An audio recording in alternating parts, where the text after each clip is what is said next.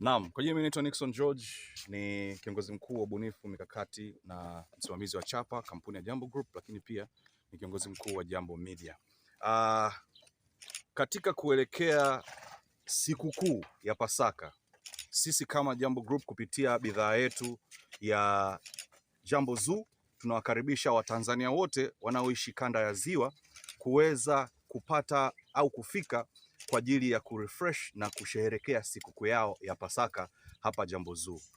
Katika sikukuu hii ya Pasaka, kwa kiingilio cha shilingi 20,000 tu, wewe pamoja na familia yako, 20,000 kwa kichwa, utakuja wewe pamoja na familia yako, utakaa hapa, utapata nafasi ya kuweza experience asili ya mbuga za wanyama kwa eneo la karibu kabisa hapa Jambo Zoo. Maana yake ni nini?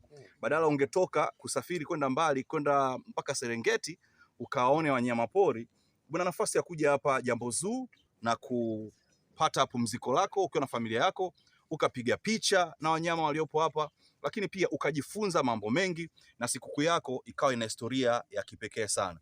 Hivyo basi tumekupa nafasi ya kuweza kujua kiwanja cha wewe kwenda kurefresh sikukuu hii ya Pasaka, nacho si kingine ni Jambo Zoo. Utakapokuja Jambo Zoo unapata nafasi ya kuwa mtu wa kwanza kabisa kuweza kuonja kinywaji chetu kipya ambacho tayari kimeshaingia sokoni na soon tunaenda kukizindua. Ni vinywaji viwili. Kinywaji cha kwanza kinaitwa Jambo Lim, hiki hapa. Hii ni bonge moja la soda yenye msisimko wa pekee sana ambao inakufanya uweze kuishi utakavyo, na ndio maana tunasema hivi Jambo Lim, cheza utakavyo. Inakupa experience ya wewe kuweza kufanya vile vitu ambavyo ulikuwa huwezi kuvifanya kwa nguvu ulionayo. Lakini kinywaji cha pili ambacho utafurahia nacho ni Jambo Power Boom.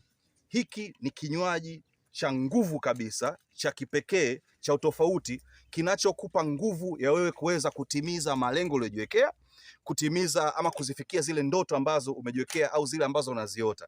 Unataka kuwa mwanamichezo mzuri, unataka kuwa mtu ambaye unafanya kazi kwa mwenye mafanikio zaidi, unataka kupata certificates nyingi, unataka kufikia ndoto yote ambayo uko nayo kwa nguvu